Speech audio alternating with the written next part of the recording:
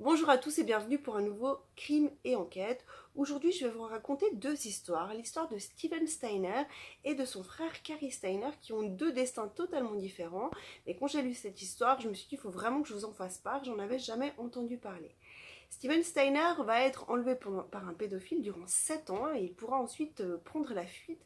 Son frère, Cary Steiner, lui, fin des années 90, début des années 2000, va tuer passablement de femmes dans le parc de Yosemite et ça va devenir un tueur en série.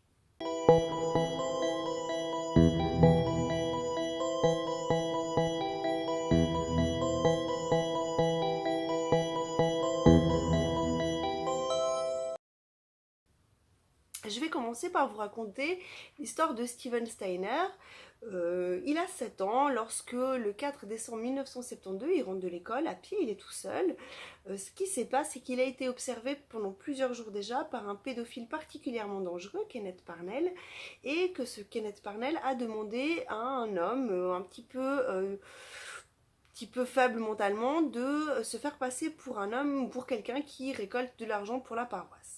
Donc cet homme va aborder Steven Steiner en lui disant qu'il fait donc une récolte d'argent pour la paroisse. Steven, en bon garçon, va dire que sa maman est peut-être intéressée à donner quelques sous donc, pour cette collecte. Il va donc proposer à l'homme de le conduire jusqu'à la maison pour en discuter avec sa maman. À ce moment-là, une voiture, une Buick blanche, s'arrête sur le bord de la route et va proposer aux deux hommes de les accompagner jusqu'à la maman de Steven. Au début, Steven est un petit peu hésitant, il n'a pas envie de monter dans la voiture, il sait pas trop, il est un petit peu méfiant. Et puis finalement, il rentre dans la voiture accompagné des deux hommes. Malheureusement, on ne le reverra plus pendant 7 ans. Kenneth Parnell conduit sa victime dans leur première planque qui se trouve dans une des vallées environnantes de l'endroit où il l'a enlevé. Ça s'appelle Cathays. Alors je m'excuse déjà pour ma prononciation en anglais et c'est valable pour toute la vidéo. Il va donc le conduire à Cathays et ce sera leur première planque. Malheureusement, l'ironie du sort va faire que cette première planque se trouve qu'à quelques centaines de mètres de la maison de la grand-maman de Steven. Alors Steven, il a 7 ans, hein, il a probablement pas non plus vu la route, hein, et même s'il avait vu la route, c'est pas dit qu'il aurait reconnu l'endroit. En tout cas, l'ironie du sort veut qu'il soit séquestré dans une première planque qui se trouve qu'à quelques centaines de mètres de chez sa grand-maman.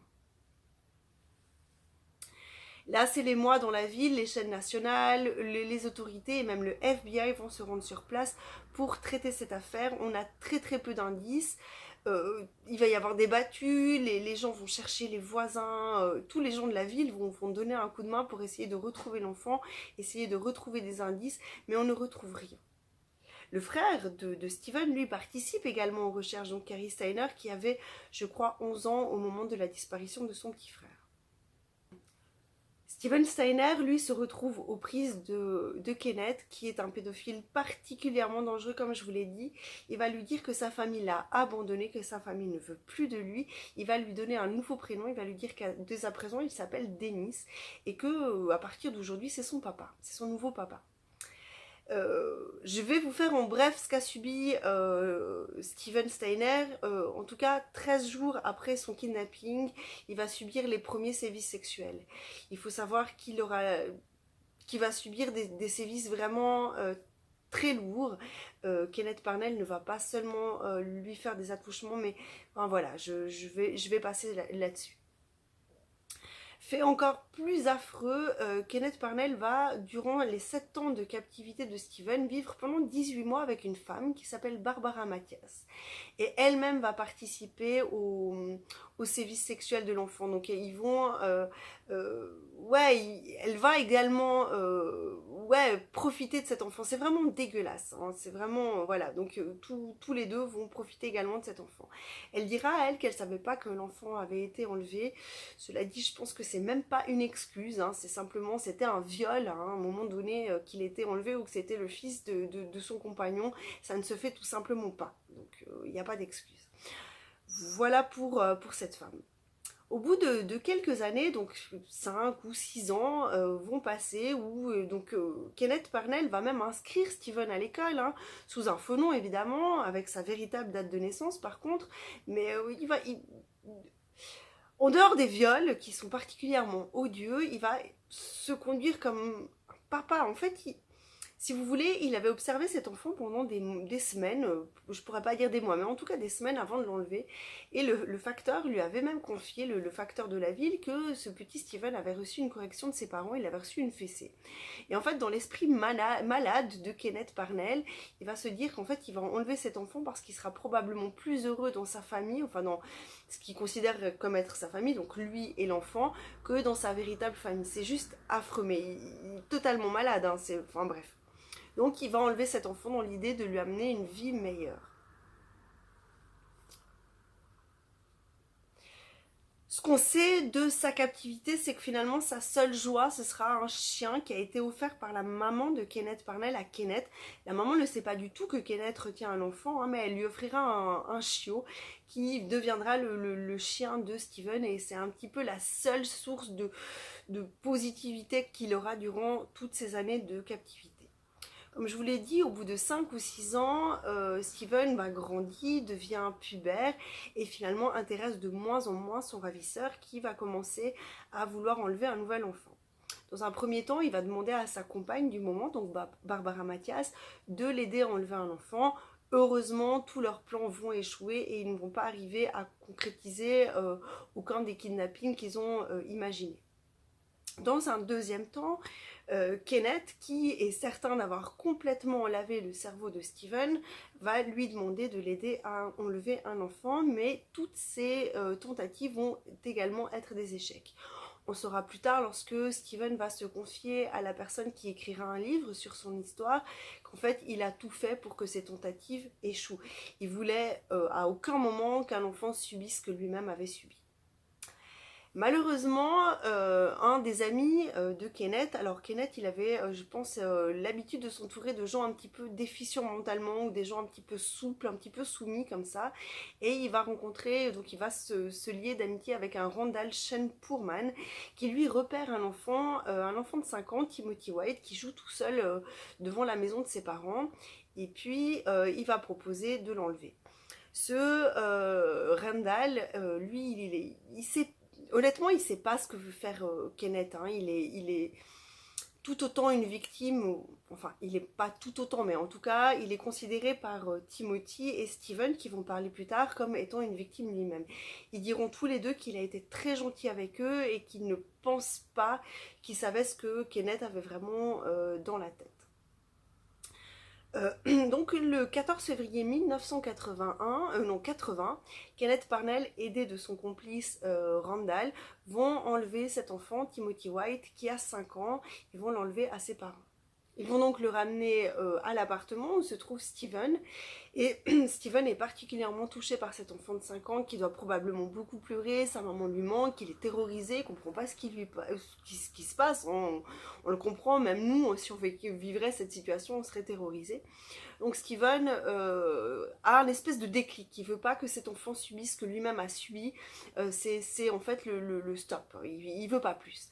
Donc il va prendre la fuite avec cet enfant. Il faut savoir que pendant ces 7 ans, Kenneth avait vraiment tellement lavé le cerveau de l'enfant que, pour des raisons de travail, il devait laisser l'enfant tout seul à la maison et que Steven n'a jamais tenté de fuir. Il faut savoir qu'il l'avait endoctriné, il lui avait dit que ses parents ne voulaient plus de lui, qu'il était son nouveau papa. Steven, peut-être qu'il a cru, je pense qu'au fond de lui, il savait que ce qu'il vivait n'était pas normal, mais il a dû croire que c'était comme ça pendant de nombreuses années. Il a probablement pas eu le courage de partir. C'est des histoires qu'on entend souvent. En tout cas, à l'époque, ça a un peu étonné les gens en se disant, mais tiens, il aurait pu partir, il est resté tout seul. On sait que dans d'autres affaires d'enlèvement, des gens auraient pu parler à certains moments, mais ils sont tellement terrorisés, tellement endoctrinés, qu'en fait, il a jamais fui avant que le petit Timothy soit ramené à la maison. C'est à peu près vers le 1er mars qu'il prend cette décision, donc moins de à peu près 15 jours après l'enlèvement du petit Timothy. Kenneth va travailler, il travaille de nuit, donc au moment, quelques temps après que Kenneth soit parti, il fuit avec cet enfant et ils vont faire de l'autostop. Dans la première idée de Steven, il veut ramener directement l'enfant à ses parents, mais il n'a aucune idée d'où habitent en fait les parents de Timothy, donc il va se résoudre à aller à la police. D'abord, il va tout seul à la police, je ne sais pas exactement où il cache l'enfant, mais il va se rendre tout seul à la police pour expliquer qui il est, et ensuite il va aller rechercher le petit Timothy. Les deux enfants, donc l'adolescent plutôt Steven et Timothy, sont pris en charge par la police.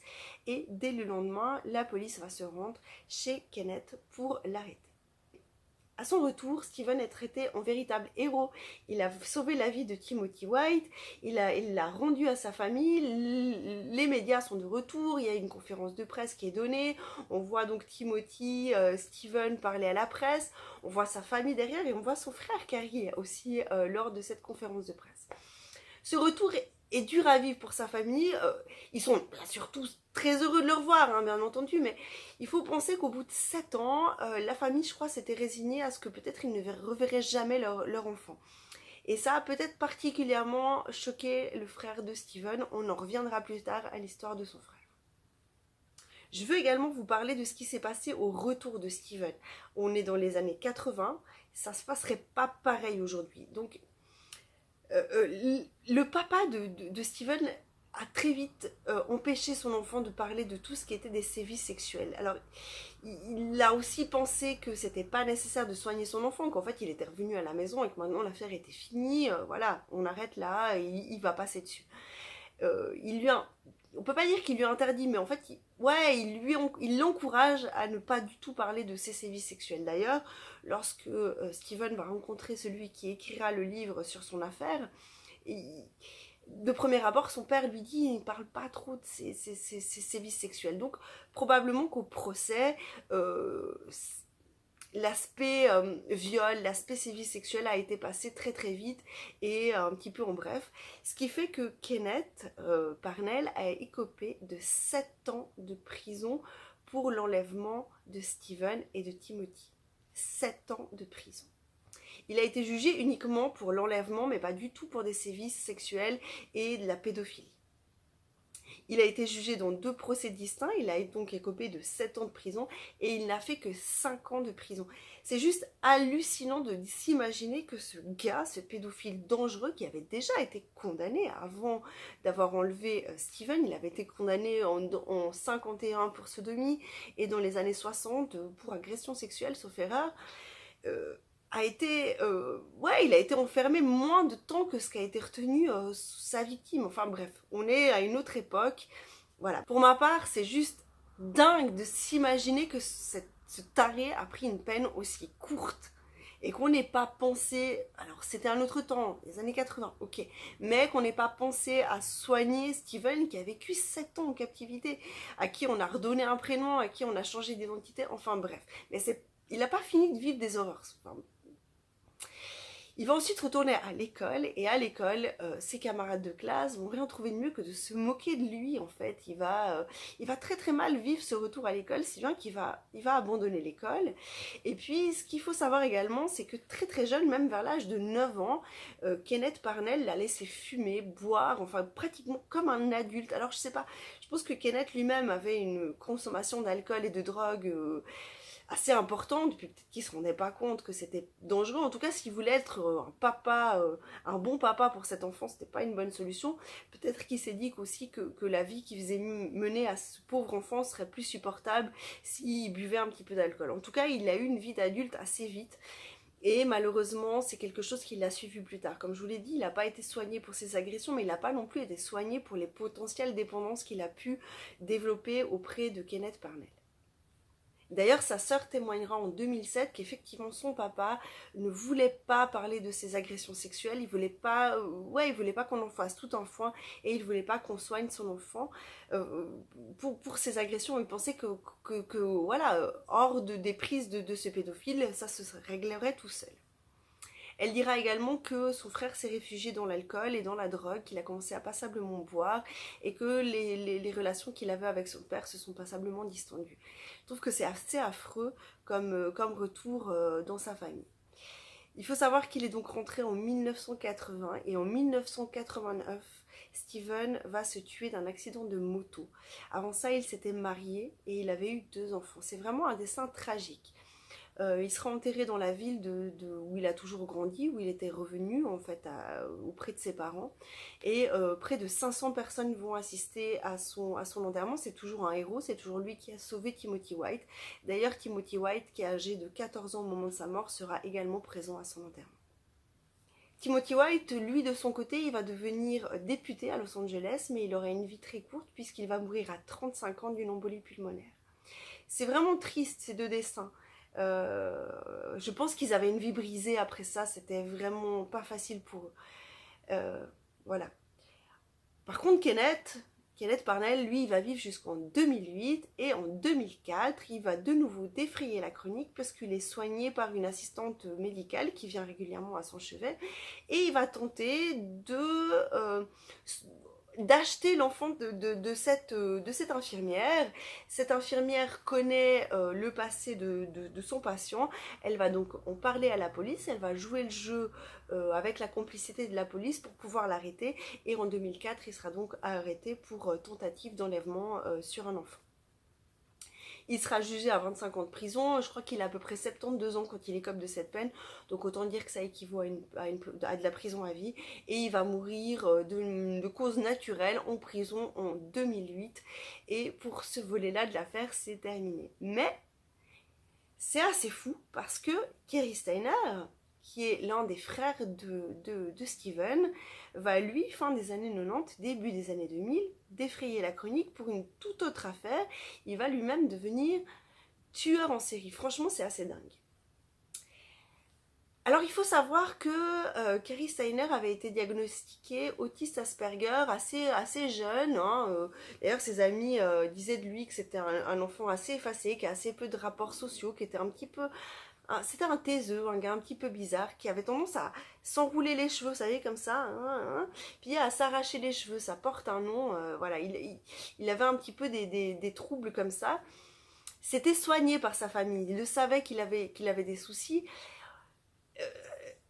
L'enlèvement de son frère a probablement empiré ses troubles, et le retour de son frère a probablement aussi créé un espèce de déclic. Il y a des images, je ne sais pas si je vais pouvoir vous les passer dans la vidéo avec les droits à l'image, mais en tout cas, lorsque il y a la conférence de presse qui est organisée au retour de Steven, on voit son frère Kerry, il est là avec sa famille auprès de Steven, et au cours de la conférence de presse, il se met un petit peu en retrait. Et certains spécialistes se sont posé la question si finalement il n'avait pas, comme je vous l'ai dit, assez mal vécu le retour de son frère. Déjà, en tout cas, il a très mal vécu la disparition de son frère. Il n'a jamais voulu que son frère disparaisse, ça c'est certain. Il l'a beaucoup recherché, il a vraiment très très mal vécu ce moment. Je pense qu'en famille, ça devait vraiment pas être facile. Et puis, le retour s'est aussi pas très bien passé. Je pense qu'il s'est peut-être senti un petit peu en retrait. Il a aussi peut-être... Je crois qu'il a longtemps pensé et il s'était un petit peu confié à certains de ses copains sur le fait qu'il aurait voulu aider, il aurait voulu pouvoir sauver son frère, il aurait voulu pouvoir peut-être même lui se faire enlever à la place de son frère. Enfin, bref, ça a dû certainement créer certains troubles. Et si on sait que Steven, à son retour, n'a pas pu être soigné, ni n'a pas pu beaucoup parler de ses problèmes, on imagine que ses frères et sœurs qui ont vécu l'enlèvement, alors eux n'ont pas du tout pu en parler ni être soignés. Maintenant, je vais vous parler de Kerry Steiner vers les années 90. Donc, on est fin des années 90, 97. On a à peu près une dizaine d'années après la mort de son frère. Il va être engagé comme homme à tout faire dans le parc de Yosemite aux États-Unis, dans un motel qui s'appelle le Cedar Lodge. En février 1999, ces trois touristes, Carolson, sa fille Julie, qui a environ 16 ans, et une amie de Julie, Sylvina Peloso, qui vont disparaître lorsqu'elles font une visite du parc de Yosemite. Le parc va être fouillé, la famille de Carolson et de sa fille va venir sur place pour aider les recherches. Ils vont ensuite se rendre au Cedar Lodge, qui est le motel où les trois femmes ont logé. C'est en fait le papa de Carolson qui a cette idée, qui se dit qu'en fait ça sert à rien peut-être de rechercher dans tout le parc, mais d'abord d'aller au motel, le dernier endroit où elles ont été vues vivantes. Il va donc se rendre au motel, fouiller un tout petit peu, puis en fait il va se sentir étrangement observé par le type de l'entretien du motel. Il va trouver ça étrange que ce gars l'observe un petit peu sans en avoir l'air comme ça, et ils vont parler à la police. Il va dire: j'ai trouvé ce type assez bizarre. Mais vous savez, comme c'est dans ces histoires de meurtre, j'imagine que quand on est la famille, peut-être qu'on voit des gens bizarres un peu partout. En tout cas, la police ne va pas du tout suivre cette piste. Quelques jours plus tard, on retrouve Assez loin du Cedar Lodge, la voiture de Carol Sand est carbonisée. Je crois que la police va dire que le feu était si fort que tout a fondu. C'est vraiment très très fort et ça va être assez difficile pour la police d'examiner la voiture. Au début, ils ne retrouvent rien. Ils vont d'abord s'atteler à constater ce qu'ils trouvent dans l'habitacle de la voiture, à regarder donc l'habitacle de la voiture, et dans un deuxième temps, ils vont ouvrir le coffre et c'est là qu'ils vont retrouver deux corps, le corps de Carol Sund et de Silvina Peloso. La scène qui est retrouvée au Cedar Lodge laisse penser que peut-être, parce qu'on retrouve des serviettes à terre comme ça un peu jetées, que peut-être la troisième victime, Julie Sund, a pu prendre la fuite et se cache toujours. Il y a donc un maigre espoir pour la famille Sund de retrouver Julie.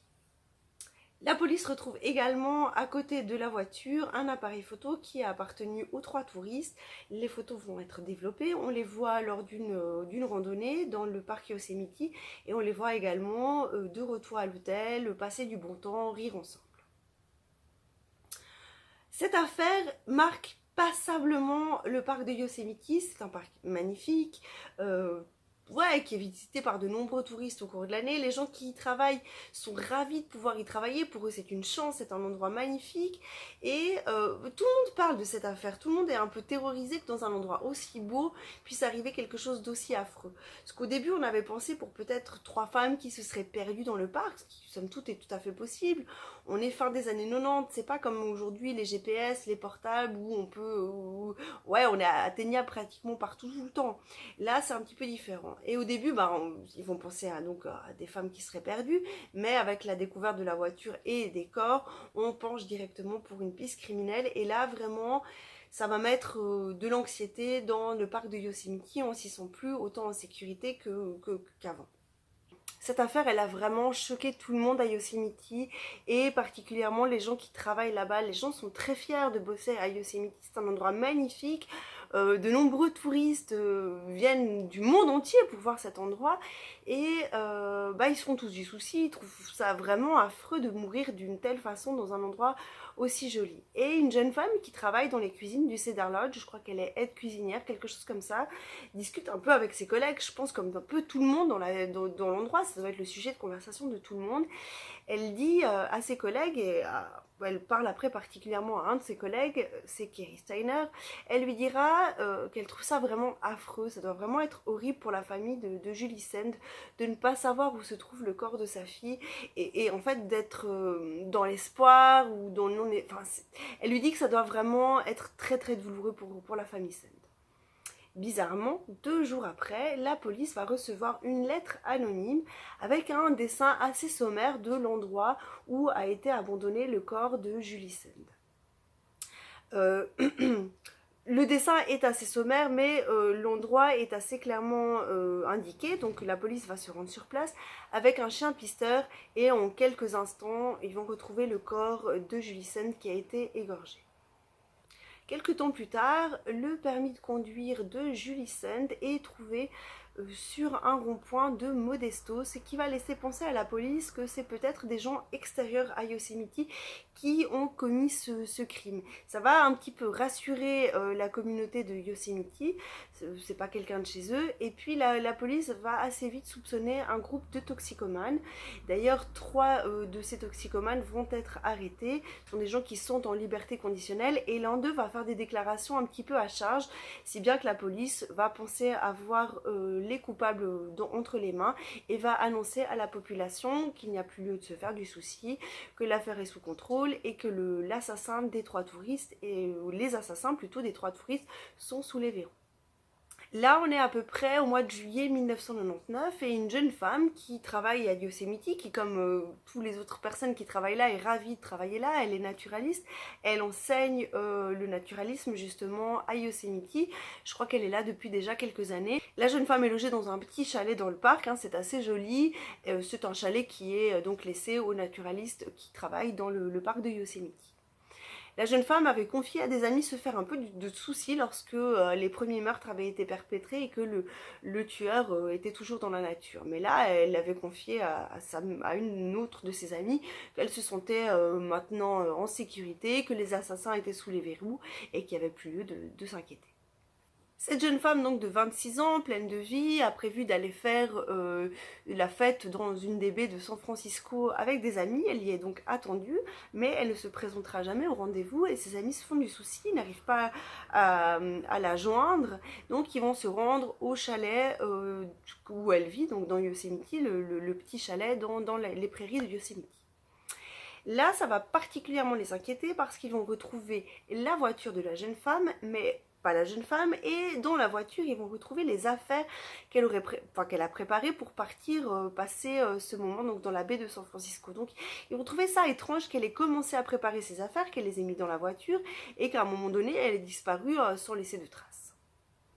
Les enquêteurs vont ratisser autour du chalet, hein, ce sont de grandes prairies, hein, comme on est dans le parc de Yosemite, et ils vont retrouver le corps de la jeune femme, donc de Joy, pas très très loin, dans un ruisseau. Elle a été égorgée et la scène est terrible parce que on ne retrouve pas la tête de la jeune femme. La maman, entre-temps, de cette jeune femme est prévenue qu'on n'arrive pas à la retrouver, qu'on ne sait pas où elle est, et la maman va assez vite se faire du souci. La maman ne vit pas du tout sur le site, hein, ils vivent ailleurs aux États-Unis. Elle va très vite se faire du souci et sa fille a de beaux cheveux roux. Donc quand le corps va être retrouvé, elle va demander si on a pu retrouver ses cheveux. Ça pourrait peut-être aider à identifier le corps parce que lorsque le corps est retrouvé, on ne sait pas à qui il est dans un premier temps. On est incapable de l'identifier étant donné que la tête n'a pas été retrouvée dans l'immédiat. Et la police devra dire à la maman que même avec la couleur de cheveux, il est impossible de l'identifier. Ce qui va franchement choquer cette dame. On retrouvera la tête plus tard et on pourra ensuite identifier la victime. C'est grâce à un témoignage d'un bûcheron, sauf erreur, qui travaille également sur le site de Yosemite, qui a vu un 4x4 assez reconnaissable. C'est une marque assez peu courante, je ne saurais pas vous la citer, mais c'est une marque assez peu courante. Il voit donc ce 4x4 peu de temps avant la disparition de la jeune femme devant le petit chalet vert où vivait Joy. Il va donc dire ça aux autorités et les autorités vont regarder la marque, le modèle ainsi que la couleur du 4x4 et dans toute la région et dans tout le comté il n'y a que 2 personnes qui possèdent un tel véhicule et l'une des 2 personnes est Kerry Steiner. L'enquêteur qui va interroger Kerry Steiner va immédiatement lui parler de son frère, de ce qu'il a subi finalement quand son frère n'était pas à la maison, les souffrances, la peur, l'angoisse de ce qui lui était arrivé. Il va un petit peu le prendre par les tripes comme ça. Au bout de quelques jours, Kerry Steiner va demander à reparler à cet enquêteur qui lui avait parlé de son frère, qui l'avait un petit peu pris par les sentiments, et il va lui raconter tout ce qu'il a fait à ces femmes, il va lui raconter tout son parcours criminel durant 6 heures avec énormément de détails. Comme je vous le rappelle, il avait été diagnostiqué autiste Asperger. Parfois, je connais pas totalement le sujet, mais certains ont une très très bonne mémoire et s'attachent beaucoup aux détails. Donc c'est ce qu'il va faire, il va raconter énormément de détails sur ses méfaits. Il va le faire sans émotion, comme s'il racontait un film finalement. Comme je vous l'ai dit, c'est quelqu'un qui a beaucoup de difficultés à vivre les émotions, qui n'en ressent peut-être même pas énormément, et qui a beaucoup de difficultés à interpréter les émotions chez les gens qu'il a en face de lui finalement. Donc voilà, c'est assez compliqué. Il va confier à cet enquêteur avoir eu des fantasmes de meurtre et de décapitation dès l'âge de 7 ans. C'est assez incroyable. Et finalement, il n'a jamais vraiment combattu ses démons. Il a toujours laissé ses fantasmes venir à lui, il n'en a jamais parlé. Et en 1999, il a carrément pris la décision d'assouvir ses fantasmes, de passer à l'acte finalement. Il savait très bien ce que ça voulait dire, et encore plus, il savait par son vécu, par l'enlèvement de son frère, ce que c'était de subir le déchirement, de ne pas savoir où est une personne aimée. Donc voilà, il a été diagnostiqué comme totalement conscient de ses actes. Le récit de Kerry est assez glaçant. Déjà le fait d'avoir eu ces fantasmes dès l'âge de 9 ans, des fantasmes de décapitation, de tuer des gens, enfin bref, c'est assez affreux. Il dira avoir tout d'abord fantasmé sur une amie qui avait deux filles assez jeunes, deux petites filles, et il dira qu'il a toujours rêvé de leur faire du mal. Ça doit être assez flippant d'avoir un pote comme ça, enfin bref. Il voulait se rendre chez elle, donc chez son amie, et se faire du mal donc à ses enfants. Il y a quelque chose qui va mal se passer cette soirée-là, et puis il va pas pouvoir aller chez elle. Ce qui fait qu'il va pas pouvoir passer à l'acte, et tant mieux sur ses filles. Et il va rentrer à l'hôtel totalement frustré, et là il est en mode chasse. Il cherche quelqu'un à agresser, et en fait en rentrant à l'hôtel, il voit à travers la fenêtre, parce que le rideau est un petit peu entrouvert, il voit Carol Sund accompagnée de sa fille et de son amie Silvina Peloso, et là il va penser directement à passer à l'acte. Gary Steiner va en fait prétexter une réparation pour pouvoir rentrer dans la chambre de motel de Carol Sund et des deux filles. Je pense qu'elle se méfie pas tellement, hein. Il était employé de l'hôtel, donc elle le laisse entrer. Il va séquestrer donc Julie dans les toilettes, il va étrangler Carole et Silvina, il va ensuite violer Silvina et Julie. Et avant le lever de soleil, il va rassembler toutes les affaires des jeunes femmes, les mettre dans des bagages, mettre les bagages dans la voiture, dans le coffre de la voiture, ainsi que le corps de Carole, la maman de Julie, et de Silvina dans le coffre. Et il va embarquer Julie, qui est seulement vêtue d'une couverture, il fait super froid. Donc la pauvre, elle vient de se faire violer avec un type qui a l'air d'un taré, non mais qui a pas que l'air, qui est un taré, qui la prend en voiture avec le corps de sa maman et de son amie dans le coffre, et elle est juste vêtue d'une pauvre couverture pour retenir le froid. On peut à peine imaginer ce que cette jeune femme a dû avoir, ce qui lui a traversé dans la tête au moment de ce trajet. À un moment donné, il s'arrête dans une espèce de prairie, on est toujours dans le parc de Yosemite, il s'arrête dans cette prairie, il met la couverture au sol et il va se coucher avec Julie, il lui dit qu'il l'aime, ce type est complètement malade. Donc il se couche à côté d'elle, elle doit être terrorisée, elle doit essayer d'imaginer 1000 solutions pour s'en sortir. Donc lui dit, en gros je t'aime, je suis désolée que les choses se passent comme ça, enfin voilà, il lui sort un espèce de discours sans queue ni tête. Et à un moment donné, il constate que là, le jour commence vraiment à se lever, que ça va plus être possible, comme si la magie prenait fin. Il faut qu'il se débarrasse de tout ça. Ça, c'est une partie de ce qu'il raconte donc à l'enquêteur, une partie de détails des choses qu'il va raconter à l'enquêteur. Mais ce type est totalement malade. Il n'a pas du tout été repéré. Hein. Personne dans ses amis, dans sa famille, dans ses connaissances, dans ses amis d'enfance n'ont remarqué son comportement totalement déviant. Alors à son procès, il va quand même arriver à plaider non coupable pour raison mentale. Effectivement, il a eu des antécédents de maladie mentale. J'ai trouvé sur Wikipédia, on parle d'antécédents d'abus sexuels. Alors j'ai pas retrouvé, d'ailleurs c'est pas sourcé. Voilà, mais donc il n'a pas forcément une vie facile. L'enlèvement de son frère, le retour de son frère, les médias, probablement que dans la sphère familiale, l'enlèvement et le retour de son frère a été très très difficile à vivre, mais c'est pas une excuse de nouveau, hein, quand t'as vécu ça, tu ne le fais pas subir à d'autres. Donc je cherche absolument pas d'excuses, je cherche à comprendre comment ces choses-là sont arrivées. Il est à tel point dingue, ce Kerry Steiner, que il va en arriver à demander pour plus, en échange d'aveux, il avait déjà fait une bonne partie de ses aveux, mais de la pornographie infantile. Je veux dire, faut s'imaginer, mais je crois que même si on avait le monde entier besoin de certaines de ces informations, je pense pas qu'on lui donnerait ça. Enfin, ça me semble. Il a par contre été quand même reconnu sain d'esprit. Il faut savoir que, comme je vous l'ai dit, il avait ses fantasmes depuis des années. Il avait quand même été un peu suivi. Il a choisi de ne pas en parler. Il a choisi de passer à l'acte dans les années 90, enfin en 99, quand il s'est dit, maintenant stop, je veux plus que ça reste des fantasmes. Je veux passer à l'acte. Donc il était tout à fait conscient de ce qu'il faisait subir aux gens.